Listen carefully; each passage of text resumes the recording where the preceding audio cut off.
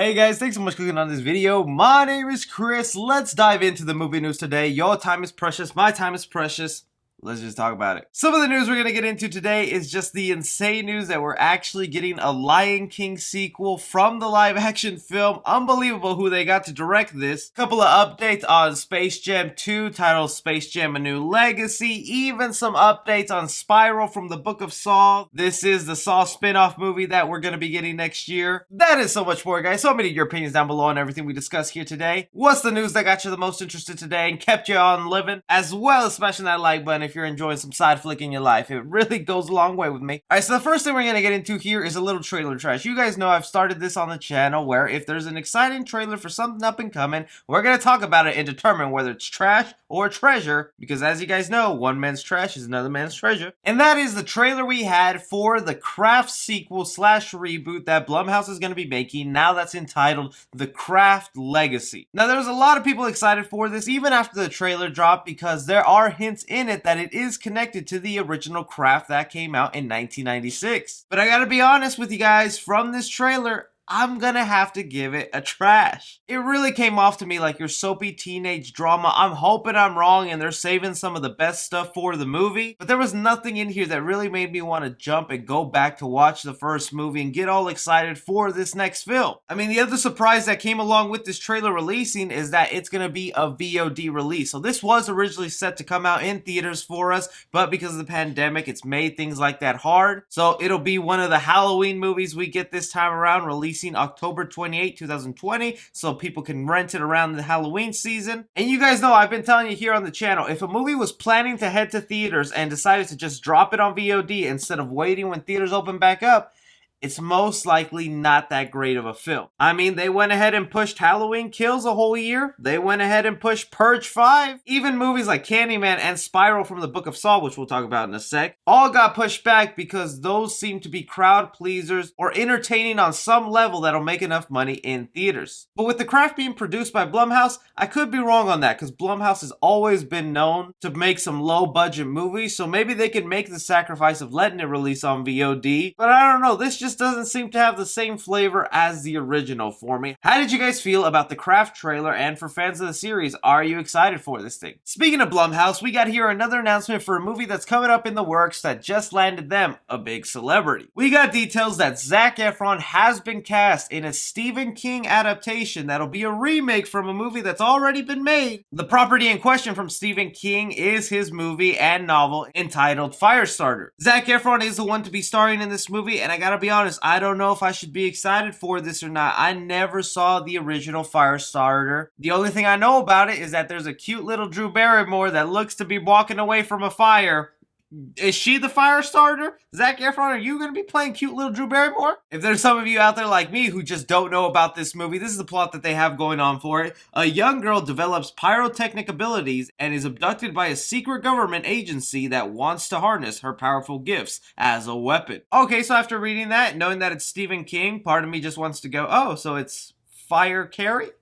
Is that accurate? I think this would be the first film that Blumhouse and Stephen King are working on together, and that seems like a horror match made in heaven. Add in Zac Efron, who, yeah, we all know him from the High School Musical days, but the guy has come a long way as an actor. I get kind of excited when I see him pop up in projects. It's just kind of rather interesting that there's other Stephen King properties that still need to be made, but they've decided to remake this one. Kind of makes sense why Hollywood would pick a movie that sounds like a superpower, a girl with fire powers. For you guys who are fans of the original Firestarter, is it good to go back and watch that, or is it one of Stephen King's duds? From there, the biggest news to happen in a while in the industry is we got an update on a live-action Disney remake that is set to be happening pretty soon, except this one is a sequel to their live-action remake. Deadline here has it reported that the Lion King follow-up is set with Moonlight director Barry Jenkins to helm for Walt Disney Studios. The man who directed Moonlight and won an Oscar for that film is now attached to direct the live-action version of Lion King 2, and I'm just not sure at all how to feel about that. And there's a couple of reasons for this, okay? Because look, Lion King, the animated movie, it was an all-time classic, okay? It was kind of surprising to me that that was a movie that was decided to get the live-action treatment, especially when everything in there was CG animated, so it was technically an animated movie, but it was all done in live-action form. And one of the biggest issues that everyone was saying about that film was just it was not able to capture the same magic or emotions that the previous film did. A lot of that had to do with the facial expressions on the animals. It was just too realistic, and emotions were just not able to be carried out to really bring in that impact. We've had reports that people in the theater, when the big sad scene of Mufasa happens in the movie, people were kind of chuckling just because it didn't feel right as in the original film. Nonetheless, that Lion King movie made bank at the theaters with $1.6 billion, a number that feels like it's impossible to reach nowadays with the pandemic and no one wanting to go to the theaters. It was kind of crazy that Disney wouldn't try to go back to that. But the fact that they got Barry Jenkins, the director who's won an Oscar, is just kind of wild, because I didn't mind Jon Favreau. I think he's a great director, but I think he's had his fair share of directing some Disney live-action movies, because he did Jungle Book, which as of right now is on the top 3 of my list of the live-action remakes. I didn't think that they would go this much of a step up in direction. As for what the story is of what we can expect in the second Lion King movie, this is what the article had to say. I'm being told that the story will further explore the mythology of the characters, including Mufasa's origin story. Moving the story forward while looking back conjures memories of The Godfather Part 2. I know some people think out there, okay, if they're making sequels to these live-action remakes, which they are planning to do, even Aladdin is set to get a sequel, don't be expecting any of these live-action sequels to actually follow the storyline of their sequel animated counterparts. Because as you guys might know, for every big popular Disney animated movie, there's like 3 or 4 straight-to-DVD animated sequels that kind of have mess stories. Lion King, on the other hand, has a pretty okay story that people enjoy a lot, entitled Lion King 2: Simba's Pride. I remember I actually did enjoy that one as a kid, but as enjoyable as that was, don't think that's the story we're going to be getting in this new movie. The whole point of these sequels is, okay, we've remade the last movie and almost done exactly what you saw. Now in our second film, we're doing something completely brand new, so we don't get the comments of, you're giving us the exact same movie except in live action form. That is kind of the exciting part of these live action Disney remakes, is that we are getting something original and different from classic movies that we've known our whole lives. And as far as I can tell, I don't think we've ever heard the origin story of Mufasa or where he comes from. All we know is the boy can't handle a bit of a stampede. So this sort of sequel slash prequel direction could be interesting. I do wonder if it'll even draw in audiences, if people will care for a second Lion King movie. But you guys hear about this? How did you feel about Lion King 2 getting a great director like Barry Jenkins? From there, we had some additional comments being made about Space Jam 2: A New Legacy. The hype I have for this Space Jam movie is unreal. Like, I got a hat right here I'm not gonna put on because it took me too long to do my hair this morning, so just pretend it's on me.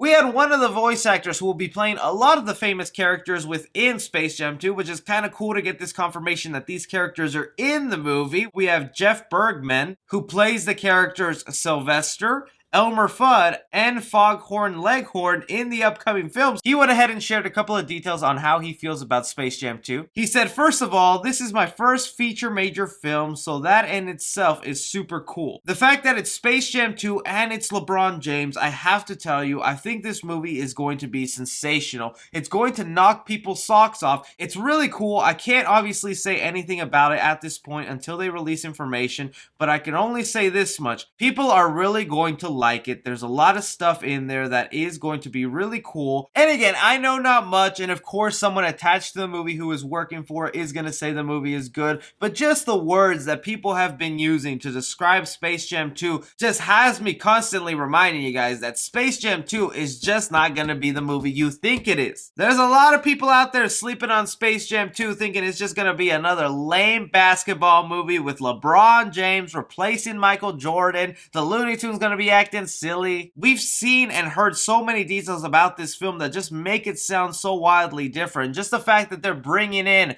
Warner Brother characters to be part of this film in some capacity, still unknown if they're going to be the actual villains or they're going to be creating their own version of villains in this film. Also the fact that I believe in Space Jam 2, I don't think they're just setting up for one movie right here. They're setting up to go back to Warner Brothers Looney Tune characters and start making more films off of that. I think the main criticisms I hear about Space Jam 2 is just the fact that LeBron James is a part of it, and that has to do with your personal preference as a sports fan, which sports here, we don't talk about that. I think Space Jam 2 is going to be one of those films where everyone is just kind of like meh on, and then when the first trailer drops, everyone's minds will change in the same way the Batman happened. That's what's going to be happening in Space Jam 2. How do you guys feel about the comments for Space Jam 2, and are you one of the naysayers for this sequel? Moving on to a horror film that I bet you forgot was coming until you saw it in the thumbnail of this video. We have some more updates and details concerning Spiral from the Book of Saw. That's still an interesting name that they decided to take for this film. And this is the Saw spin-off movie slash reboot for the franchise that is going to be starring Chris Rock and Samuel Jackson, trying to bring the Saw franchise to life one more time. We have the director Darren Bousman go ahead and give an interview with Bloody Disgusting and reveal some kind of cool details about the film. One thing he does say about this film is says, "I can tell you that it feels like a Saw movie at times, and other times it's its own completely different thing. We did an early screening of Spiral when we thought it was coming out, and it was so awesome sitting in the theater because in the test screening audience, I've never heard people laugh at a Saw movie. It doesn't happen, and you hear the uproar laughter and the immediate silence